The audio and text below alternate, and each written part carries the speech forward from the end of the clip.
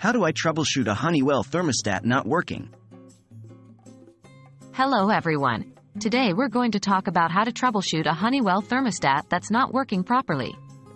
If your thermostat is not functioning as it should, it could lead to discomfort and high energy bills, but don't worry, we're here to help you sort it out. Is the thermostat properly powered? The first thing you should check is whether your thermostat is receiving power.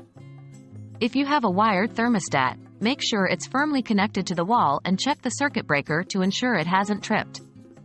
For wireless models, confirm that the batteries are not depleted. If you're unsure, replace them just to be safe.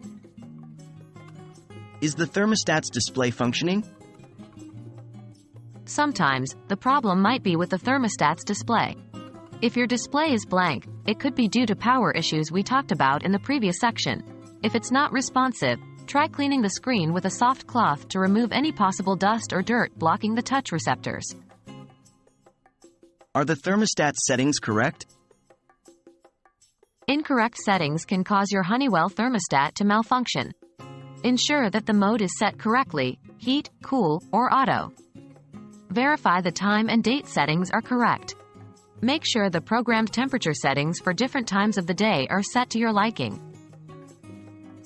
Is the thermostat clean inside? Your thermostat might not work correctly if there's dust or dirt inside. To clean it, turn off the power to the thermostat for safety.